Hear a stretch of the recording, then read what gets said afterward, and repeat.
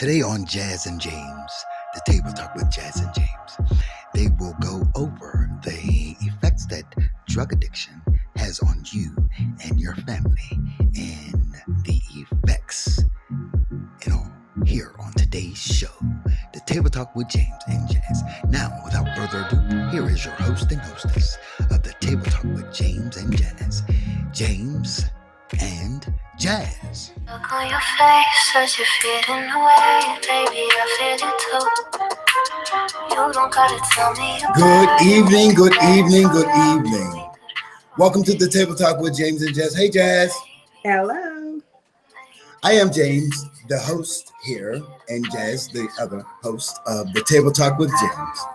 Today, we are going to be visiting the effects that drugs have on yourself as well as your family members.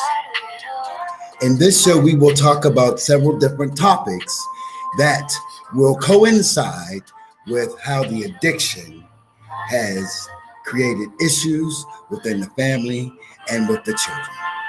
Here today on the Table Talk with James and Jazz.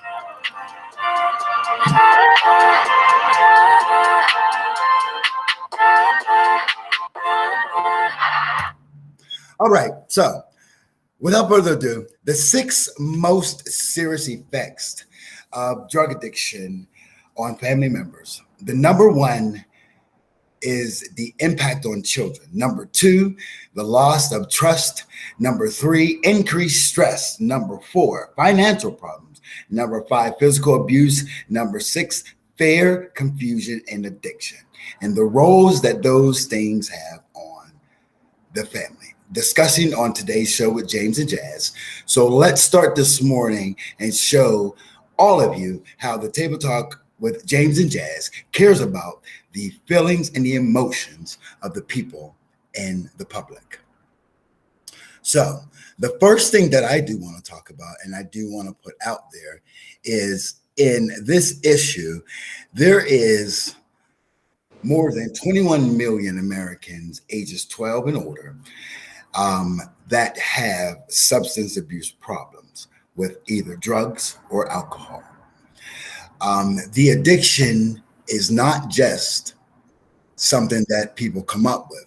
The addiction is a disease that affects not only an individual's psychological well-being, but the psychological and emotional state as well. Much of this has been written about, the negative impact of the addiction on the user. And much of this addiction can affect the user, and it can emotionally impact his or her family. Now, when we talk about, it affecting his or her family, it goes into motion with several different things. We could go and look at, the results of the addiction, how it hinders the child's growth. It hinders the child's social status as well as their social programming. Now, as a result of these negative emotions manifesting themselves in an unhealthy way, it may cause a strain on the family's time management. Now, the following are some of the most serious ways in which substance abuse affects the family, and we're going to have this discussion on these things. First, one of the most important is the impact of the children. And the study shows that 1 in 5 children grow up with a parent who abuses drugs and alcohol in some sort. And that can go from the ranges of marijuana to alcohol to cigarettes. Those are all still considered drugs. Now, if a parent is battling the addiction of substance abuse, these problems can affect the disorder and more than likely play a role in the child's development, as I stated before. Now, this especially is serious in a single parent household where the child has no one else to turn to but that one parent, So when we have parents that have an addiction, they will be too busy looking for and using their substance of choice which distracts them from their responsibilities. And as a result of them doing that, they won't be able to meet the needs of the children. This irresponsibility ranges from not taking care of the children, to not even focusing on getting things together in the household, and more so, there is a correlation between addiction and an increased risk of child abuse. Now, research has that abused children have a higher chance of getting into substance use and addiction later on in life. And that is true. Even me looking at my past, my biological parents, they were drug addicted. You know what I mean? Not my adopted parents. They weren't drug addicted. They may have recreational used some marijuana or drank some drinks here and again, but they were not stuck on stupid when it came to using drugs. You know what I mean? And that in itself played a major role in my addiction use. Not that I knew it, unbeknownst to that. So even if the child doesn't end up abusing drugs or substances growing up in such an environment, does compromise their emotional and mental health. This is and will impact their self-confidence, their health, their social development, and lots of this.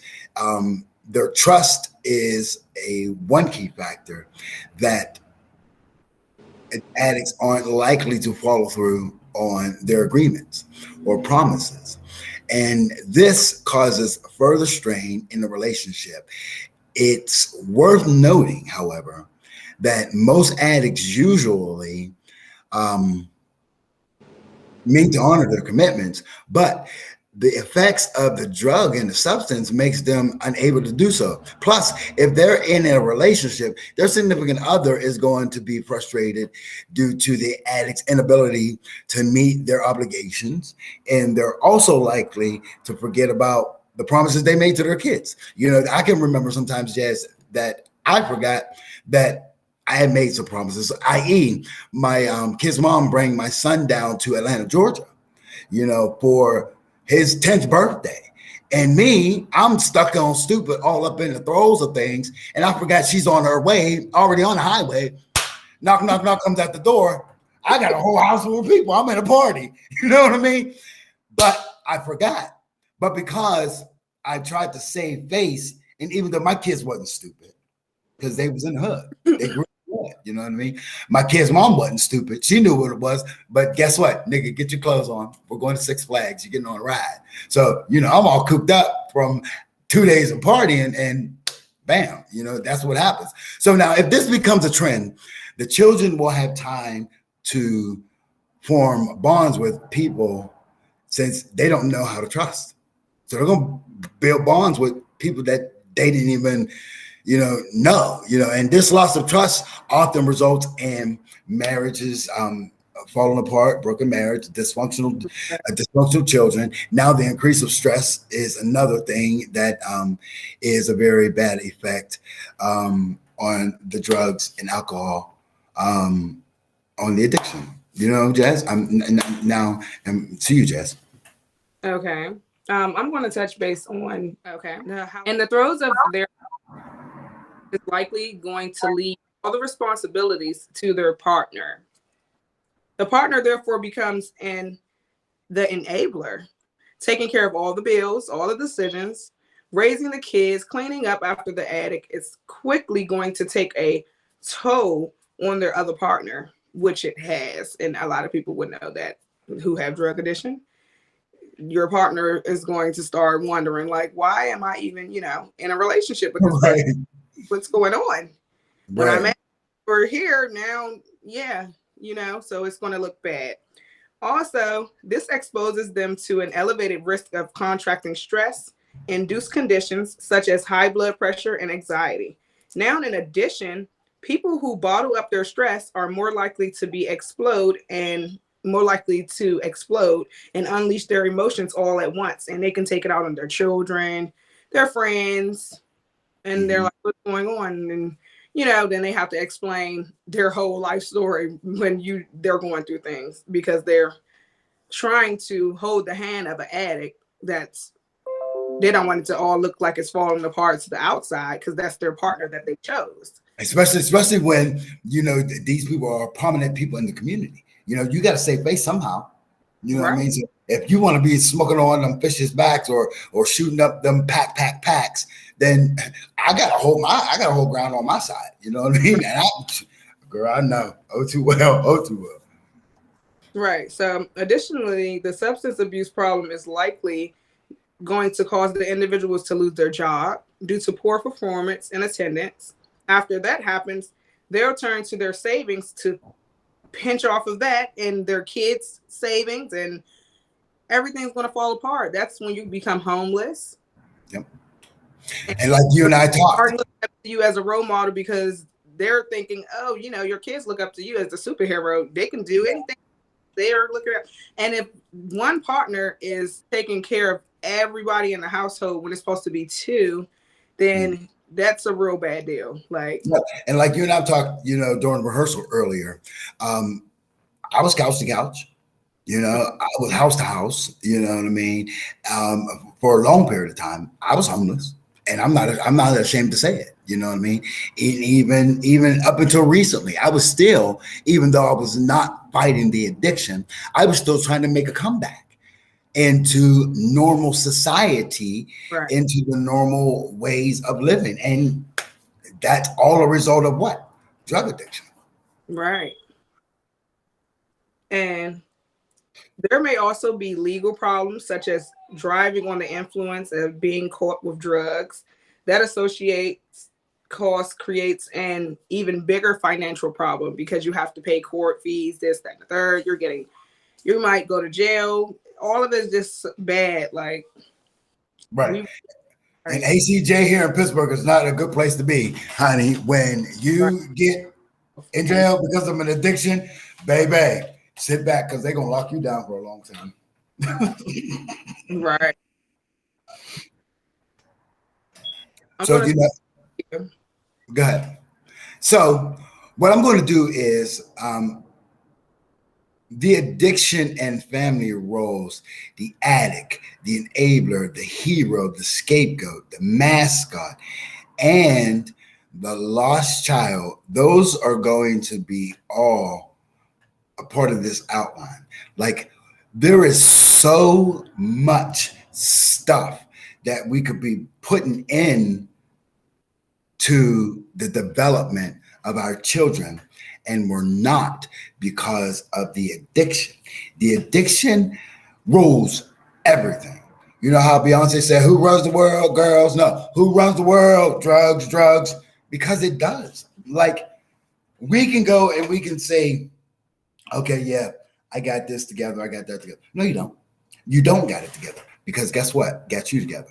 I bet you when you pick up that daggone bizzle, that got you together.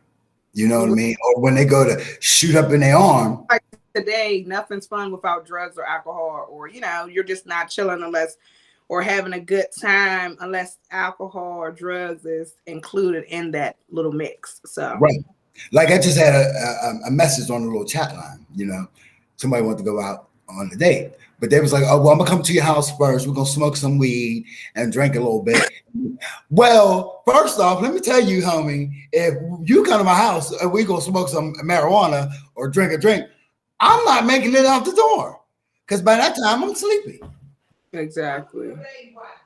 You know what I mean? So how can you natural high? We're high all life. No. Exactly. So how can you actually try and build something when the first thing you're trying to put into the mix is getting it in? Right. And the first thing I say to a person is, are you reading my profile?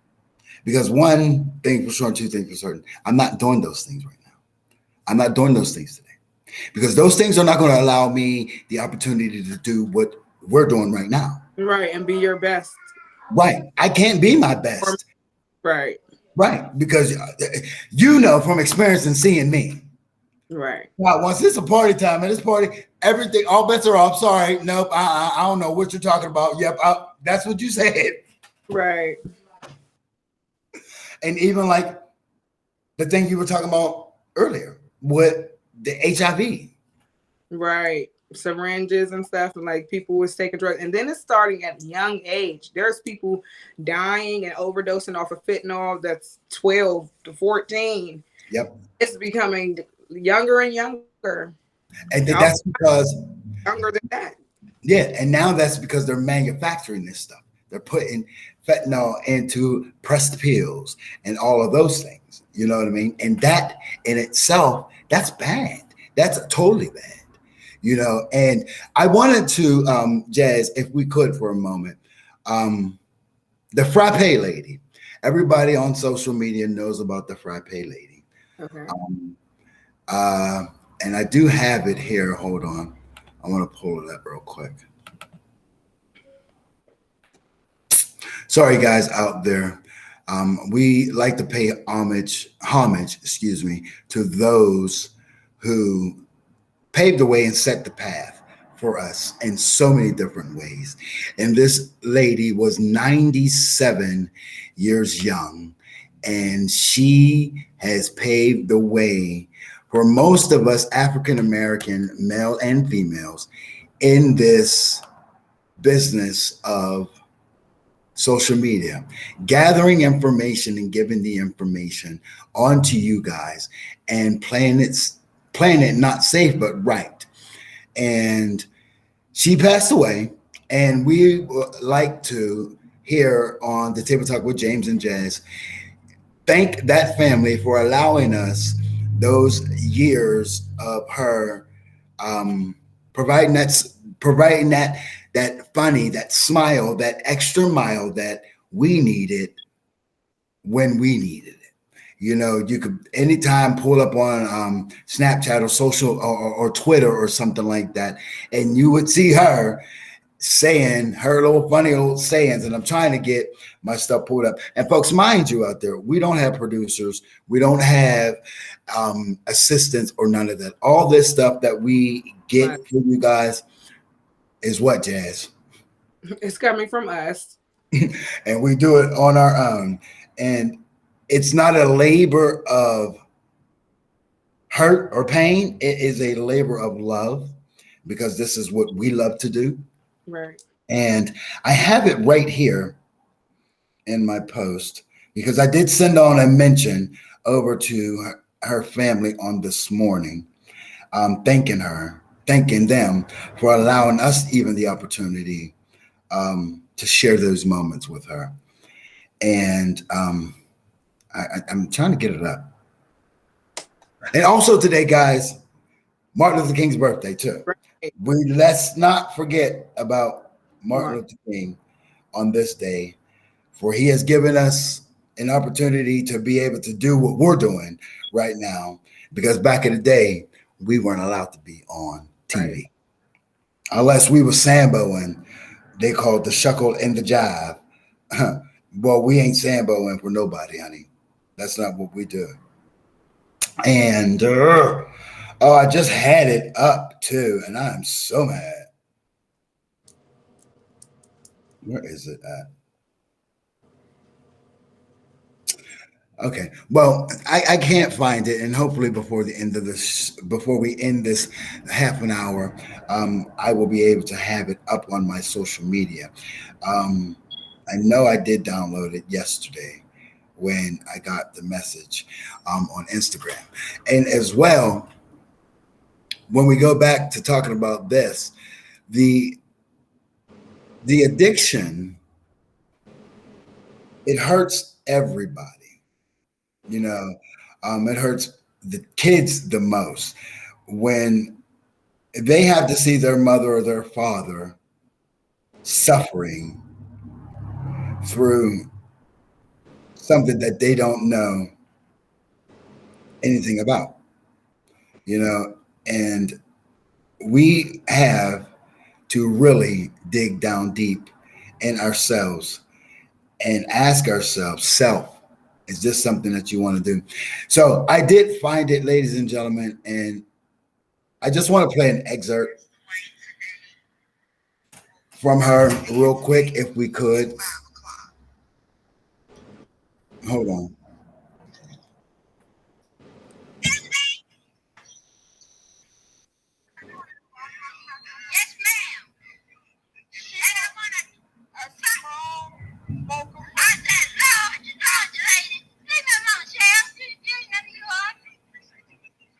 This was her, ladies and gentlemen. Her granddaughter want a large buffet, a dessert, and what other kind of service you got? Yes, ma'am. Excuse me? She was no joke, honey. I know where you won't even have to do radiation. Right. So, ladies and gentlemen, she has passed away. The granddaughters of Grandma Holler announced her unfortunate passing. She was known for her hilarious reactions and responses that went viral on social media. And I would urge you guys, I don't know what your beliefs are out there, but let's keep her family in prayer at this time, because these are even though they knew it was going to be sometime, but they didn't know what time, and we never know what time. And that's another reason why we are doing this drug special as well, because folks, we don't know the hour or the day that he is going to come and he's going to take us away. So we have to make sure that we are within the parameters that God has asked us to have taken care of before that fateful day. Go ahead, Jazz. If you had, I see you had something to say. Okay, I'm gonna now, as we was talking about earlier, and neighbors might even provide money for alcohol or drugs to the addict, to a pizza or their favorite food or whatever. You always see addicts everywhere you go. They're asking for dollars, they're asking for food, they're asking for clothing, they're asking for whatever they can get at that moment. This is not only depleting their finances, it also making the addict think that their family members will always be around to finance their fix, which isn't good. Right. If you have addicts in your family, I know that they always, trying to ask you for a couple dollars. Here, it starts to become repetitive. Right. Every time you see them, they're asking for money. They're asking for this. They're asking for that. But they're never, trying to better themselves, because everybody who's gave them a dollar or gave them something had a little talk with them about what's going on in their life and what they need to change, so that they can be the better them. That's I'm right. quite sure that they don't want to see their family member looking like that, going through that. Their kids are hurt. Their family members talk to each other about, the addict and all types of things. And now physical and emotional abuse also plays a big part in it. In addition to making the addict irrational, their substance abuse is also likely to put everyone around them on edge, which is what I was just saying. And this means that simple disagreements can result in big fights, as everyone feels misunderstood in this matter. With everyone acting out of character, physical abuse may start occurring on top of pre-existing emotional abuse. And this is for the kids and all the other family members, and as well as the addict. Right. Okay. And addicts can be the perpetrators of abuse, but their vulnerability also puts them at risk of becoming victims of it. My main concern, all of this is children of the addicts might also end up becoming abusers as well. Yeah, because they're seeing that their parents is doing this, so they're like, oh, when I was growing up, or or maybe do it now. Right. And then kids are curious to, oh, there's a cigarette there, let's smoke that. I seen mom or dad do it. So why can't we do it? Exactly. And honestly, even with you just saying that made me think like, dang, yes, that was really the start for me, smoking cigarettes. And I remember my grandma booty. That's what we call the grandma booty. I was standing on on Taylor, around on the Mexican War streets, and I had stole a pack of cigarettes from my mom. and me and the kids, we cut school, and my grandma was coming up the street, and we was at George's Market, and she was like, "What y'all doing over here?" I was like, "Yeah, we had half day in school, lying my tail off, and I had a pack of cigarettes, and we were smoking, but I tried to crumble them up, and stupid, I mean, the cigarettes ain't gonna tear up, the pack ain't gonna stir up, and the whole pack of cigarettes behind me, and by the time I got home, girl, I got my tail whooped." Because my mom had already knew what I was out there doing. You know what I mean? Oh my But God. that, like you said, that is the beginning to Right. the, you know? Go, Jess. Okay.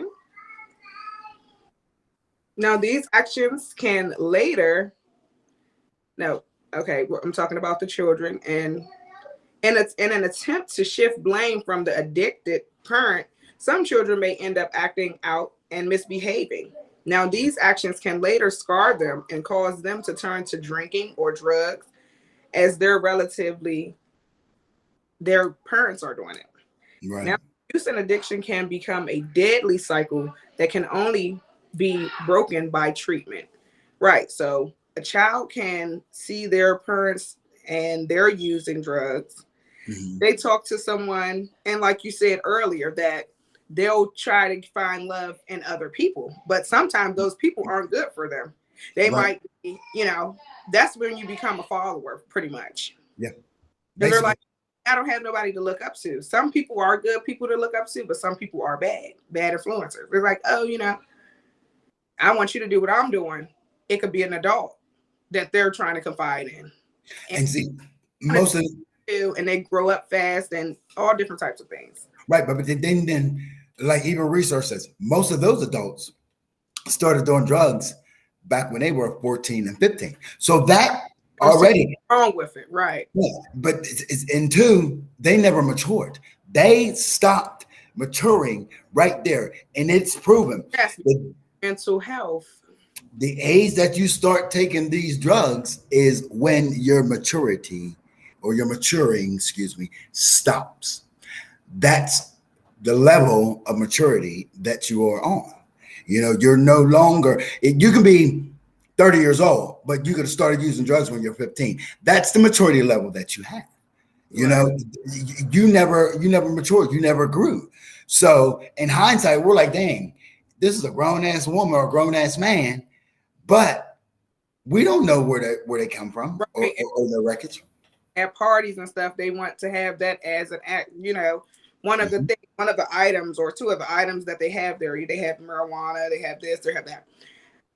From what I've seen in my age range is, okay, 1 minute a person will say, oh, I like to smoke because it calms me down. But then once you smoke for years and years and years and it becomes addictive, you're not getting that high that you used to get when you first started smoking. So now it's just becoming a habit of you're addicted. It's an addict. You know what I'm saying? Right. Like, it's not just, it's calming me down. I mean, no. It becomes a habit, like, because anything. Right. So, not to cut you off, Jazz, but we are at our 30 minutes. We are half an hour already done. So, what I wanted to say to you guys is, for now, this is the first part of a 2-part series. On tomorrow, me and Jazz will visit part 2 of the series. Now, as I always end the show, and I love this part, because this is something that Jazz and myself, we feel from the bottom of our heart. God loves you guys, and so do we. There's nothing that you can do about it.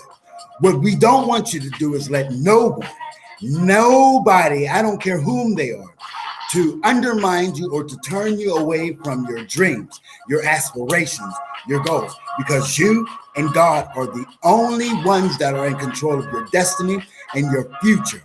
Until next time, have a blessed day and evening, and may God continue to work in your favor and see you through it all. Until the next show, this is James,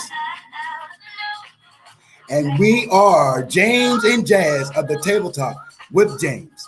We will see you tomorrow at 9 a.m. YouTube, guys. Don't forget, that's our station and our placing. As promised, James and Jazz has included the list of rehabilitation and behavioral health services that could help you and your loved ones get well off of the drug addiction issue. So make sure you tune in tomorrow for part 2 of the effects that drugs and alcohol has on your family and the results of an addictive lifestyle. Tune in tomorrow with the Table Talk with James and Jazz.